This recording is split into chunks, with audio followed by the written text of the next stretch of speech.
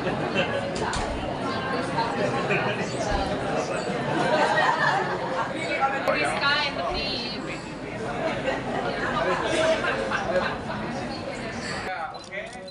lihat sini Palut. Sekali. 2, 3, oke. Yang tengah satu, Pak. 1, 2, 3, oke. Oke, makasih Pak. Kan targetnya 12.000. Nah, situasional aja lah di sini. Iya, daripada tempat tadi. Balik ke sana. Baik.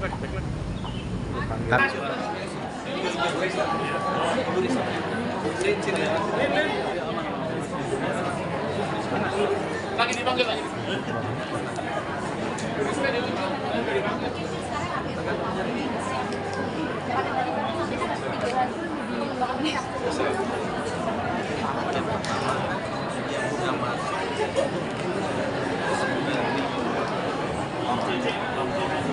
Yang sudah di genome sequence 6.000, yang sudah di analytics 4 targetnya kita saya berikan target 10.000 dalam 5 tahun 100.000 untuk opsi pertama, dan banyak negara lakukan 100.000 untuk 5 tahun. Aku kasih target sebelum pensiun naikin dari 100.000 5 tahun ke 40.000. Jadi kita bisa dapat 400.000 pasien orang yang kita diagnosa, nanti kita analisa sehingga kita nanti bisa menggunakan informasi sebagai dari apa mekanisme untuk diagnosis, memeriksa atau terapi obat. Karena di kesehatan itu tugas kita yang kedua, memeriksa dan diagnostik. Nah, untuk itu kita siapin platformnya, biobanknya dibikin, itu bisa sampai 10 juta, 1 juta, mungkin bisa diisi macam-macam, ada darah, itu bisa buat 1 juta orang, 1 juta orang. Kemudian yang kedua, biosequencing, jadi biobank itu buat nyimpan sampai biosequencing capacity buat melakukan sequencingnya. Jadi sekarang itu berapa sekarang 12.000 ya, itu nanti kita mau bikin sampai 50.000. Dan yang ketiga bioinformatik, jadi ada biobank, biosequence sama biobank. Sekarang maunya mulai dari 5 petabyte nanti naik jadi 5 petabyte, tapi itu baru infrastruktur. Yang penting juga researchernya kita bentuk namanya Clinical Research Center nasional di bawah masing-masing rumah sakit ada Clinical Research Unit. Researchnya itu beda, bukan research di lab, research ke pasien ambil buktinya dari pasien, juga bawa uji lagi ke pasiennya, jadi harus di rumah sakit. Itu sebabnya kita bikin Clinical Research Center secara nasional dan Clinical Research Unit di masing-masing rumah sakit. Dan research sangat banyak. Dan yang ketiga adalah financing. Financingnya jangan hanya dari pemerintah saja, tapi juga dari swasta. Mereka diundang dasar, mereka bisa lihat, oh ini bisa jadi obat kurus nih, kayak SMP. Wah ini bisa, tapi bisa murah. Mereka lakukan clinical research, masih ada di sini. Siapa tahu nanti mereka bisa jadi jual kemudian masyarakat. Pak, ada prioritas apa dari pemanfaatan data-data itu? Yang sudah dijalani pertama kali untuk obat. Jadi ini nanti apa istilahnya nama menggunakan genetik untuk farmasi. Itu namanya farmakogenomik. Mungkin saya jelasin ya, contohnya. Farmakogenomik itu untuk melihat gen kita yang cocok untuk obat-obatan apa. Karena nggak semua obat itu cocok untuk orang-orang kita.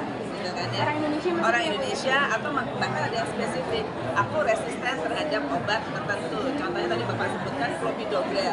Itu banyak orang yang resisten terhadap clopidogrel. Kalau dikasih nanti nggak mempan gitu, nggak berkhasiat gitu, ya nggak dipunya. Itu namanya farmakogenomik ya. Terus sudah bisa diakses nanti di apps-nya. Jadi contohnya ada gene namanya sinusinide. Dicek itu kalau dia ada operasi, dia clopidogrel itu nggak cocok. Kenapa kita coba clopidogrel? Karena ini obat nomor 2 paling banyak dibeli oleh BPJS. Ya. Triliun, kalau dia udah Tapi kalau ternyata 30%, 40% aja kan ngapain beli obat ini kan? Iya. Itu hasilnya udah keluar berarti Pak? Belum, ini sedang dianalisis. Terus butuh sampel yang banyak, makanya butuh sampel yang banyak. Terkait dengan boleh ke isu lain Pak terkait dengan perkembangan virus Mpox nih Pak yang katanya itu dari luar negeri sudah ada contoh itu dan juga vaksinnya pun kemarin sudah diuji coba oleh WHO dan juga dari BPOM dan sudah tulisan perkembangannya sekarang seperti apa dan juga vaksin tersebut akan dilaksanakan kepada masyarakat. Gini, jadi Mpox kaitannya sama gini. Mpox itu kan virus ini dengan adanya teknologi genome sequencing itu bisa deteksinya sangat cepat sekarang di Indonesia. Karena deteksi virus itu pakai teknologi PCR sama kan teman-teman PCR. COVID dulu bisa pada sehari-hari PCR yang di airport kita taruh 30 menit, kemudian itu langsung itu teknologi. Yang nomor 2 vaksinnya emang sudah ada. Ya, sebenarnya emang kita dulu semua yang pox itu virusnya satu family. Jadi kalau kita udah pernah dicacar, sebenarnya ada juga daya tahan. Itu sebabnya nggak usah takut khawatir. Hampir semua kali mudah-mudahan saya sih udah dicacar, ibu dicacar, ini cacar juga. Sebenarnya ada di sini. Kalau teman-teman ada bekasnya, ini sebenarnya you are already udah terproteksi ya. Jadi nggak usah terlalu khawatir bahwa ini akan terjadi. Nah itu vaksin sekarang lagi di develop bersama BioNTech, mRNA vaksin itu menggunakan bioteknologi. Jadi ini kaitannya dengan Mpox lain. Varian virusnya kita tahu. Mpox itu kenapa ramai? Sebenarnya dari 2022 udah ramai. Itu 0 sampai 30 ribu. Dia declare tuh public health emergency of international concern. Buat angkutnya pada naik ke 90 ribu. Terus yang ada Indonesia sebenarnya tingginya kemarin 2022 sekarang sedikit. Jadi nggak usah terlampau khawatir, kita waspada iya, tapi nggak usah terlampau khawatir. Karena 2022 tinggi sekali 60-an lebih dalam waktu setahun. Cuma varian B itu 100% sembuh. Jadi fatality-nya hampir